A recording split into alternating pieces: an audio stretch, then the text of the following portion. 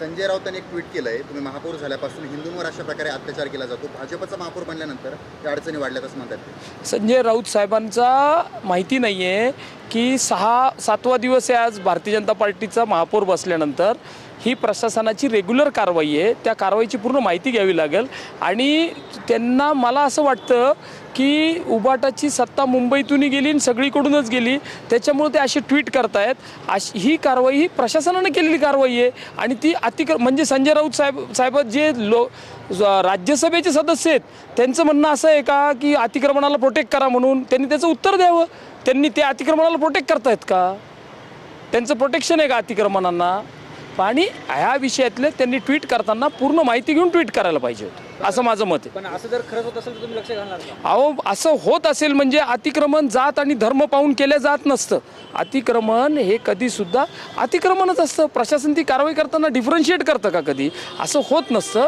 परंतु तरीसुद्धा ते हातगाडी जो व्हिडिओ जो आहे तो व्हिडिओची मी माहिती मागितलेली आहे. 1 तासाभरात त्याची पूर्ण माहिती येईल की ती कारवाई कशाची होती, ती कोणी केली, कशी केलेली आणि ते कोण लोक होते याची मी पूर्ण माहिती घेतली. माहिती घेतल्यानंतर मी सविस्तर बोलू शकतो त्याच्यावर. अतिक्रमण पथक जेव्हा अतिक्रमण काढण्याची कारवाई करत होतं तर एक विक्रेत्यांना अशी धमकी देखील दिली होती की अंगावर गरम तेल टाकेल, हे पथकाला धमकी दिली होती. आणि ह्या अतिक्रमणासंदर्भातही आज किरीट सोमय्या तुमच्याकडे आलेले होते. मग ते घुसखोर असतील, अशा अतिक्रमण असतील, मग काय कारवाईचं? नाही, किरीट सोमय्यांचा विषय हा अतिक्रमणाचा नाही, तो जन्म आणि मृत्यू प्रमाणपत्रासंदर्भातला आहे.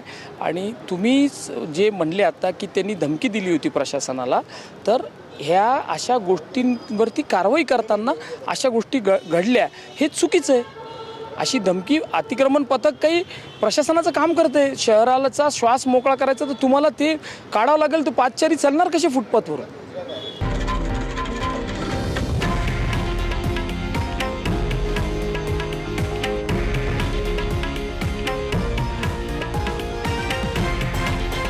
हे आहे देशातील नंबर 1 न्यूज नेटवर्क आणि आपण पाहत आहात TV9 मराठी, एकमेव.